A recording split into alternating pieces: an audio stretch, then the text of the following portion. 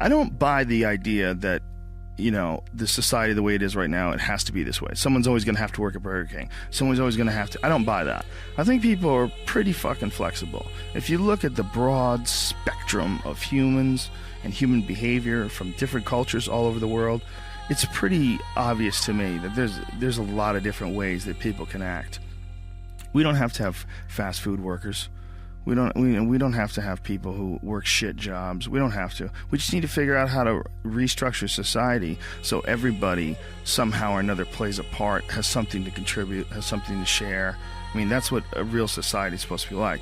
I give you some coconuts, you give me some fish. You know, we make a deal, and you do it back and forth and left and right. And when there's nothing to contribute, then you start looking, the president needs to give us jobs. We need jobs. So instead of something to contribute, you just find something to do with your time.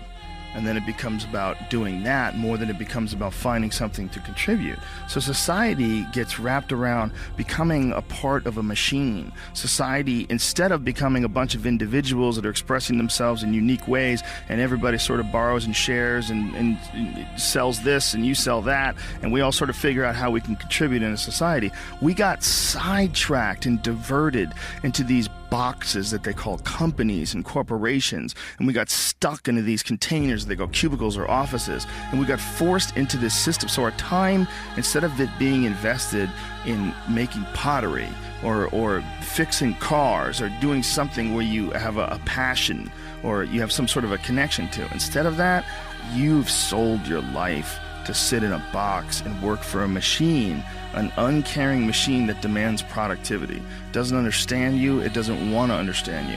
It has a bunch of very strict things in order to keep the humor at a minimum in the office, just in case one of you fuckheads says some stupid sex jokes that gets them sued and they have to give somebody $1 million. So get it together, and this is your life now. No natural behavior. Everybody's wearing clothes they don't want to wear. Everybody's showing up and doing something they don't want to do. They have no connection to. That's the problem with our society.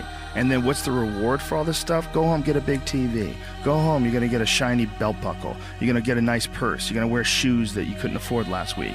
You're going to get that dream car. And every week we're chasing down this new object. And every week we're trying to fill this hole in this sad shadow of a life that we've been left with after work. That you work 8 to whatever hours a day plus commuting, and then you're like this. And that's your life. That's your real fucking life. All that other stuff is not your life anymore. All that other stuff is work.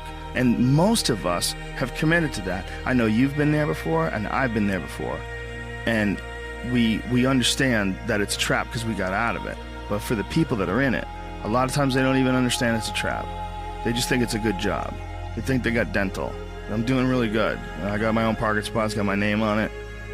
And you're just a piece of a heartless, shitty machine that makes money.